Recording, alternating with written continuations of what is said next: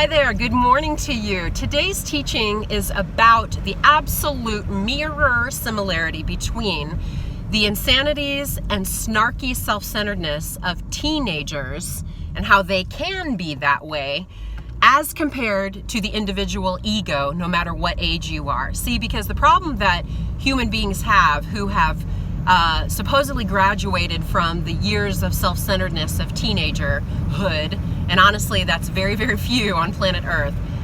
The problem that people deal with is basically stemming from the self-created ideations of one's own ego. That means human beings have normalized the experience of my emotions, my feelings, as if they reign as some kind of demigod, right? Human beings are told that emotions are just a part of the human experience, and it's okay to you let that anger come out, and you sit with that anger, and how can you make that anger be productive, right?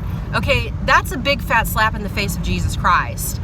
And essentially, if you've experienced yourself or a teenager in your life as disobedient, snarky, smarmy with their words, self-centered in any fashion, that is actually a display of what the human condition on earth is currently like, individually and collectively. And if you are truly a child of God who is interested in getting over addictions, getting over your self-centeredness, really wanting to make nothing but delight be received unto God's heart, if you are really concerned about the state of your spiritual existence, if you really understand that this world is not your home, and you're wanting to get beyond a lifestyle of sin, here is your key. You must wield the sword of honesty constantly. And every time and any time an emotion or a thought comes forth that puts you as the center focus, guess what? You have allowed evil to reign victorious over God. And the way to defeat that is a couple-fold. You can choose to make fun of your own thoughts. You can choose to take that emotion or that thought and kind of play like Robin Williams, or your favorite healthiest actor who just saw the absurdity, who sees the absurdity of your own self.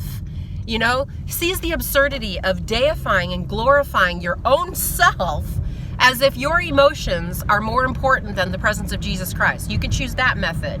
You can also choose to open up the can of proper parenting.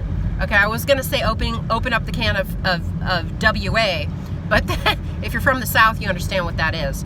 But for proper company, I won't speak that language. So becoming a righteous parent in Jesus Christ for a child means that you have to whip your own self into shape.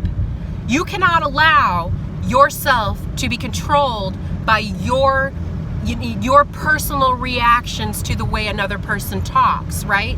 If you are allowing a teenager to abuse you, to disobey you, that is the same as you allowing your own response of jealousy or unrighteous anger or untoward depression, any response that brings you away from the peace and the contentedness in Jesus Christ. That is the same as allowing another person to abuse you and to get away with it. So as a parent, as a mother, I say the moment anything happens with my child that is inappropriate, I say absolutely no. In the fire of love, you may not talk to me like that. You may not speak to me like that. You may not act that way. And yes, you will do what I say in this moment. And friend, that is the same way that you need to talk to your own consciousness. You cannot allow the feelings of, he hurt me with what I said, but I'm not going to do anything. I'm just going to go away and sulk about it. You need to stand up with the fire of Jesus Christ.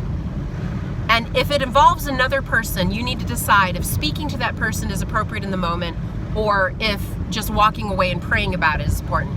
But when it comes to yourself, you need to be the biggest general with the most steadfast fire of authority and say, in the power of Jesus Christ, you are not permitted any longer in my mind. in the power of Jesus Christ, in the blood of Jesus Christ, in the truth that he has already cleansed me and set me free, I will not allow this thought or feeling of temptation to overcome me. I will not allow this darkness of sin to sway and persuade me to go backwards. That is the way you can take control of your inner teenager and succeed in the dominion of living the truth that Jesus Christ has already healed you. That's your message for the morning.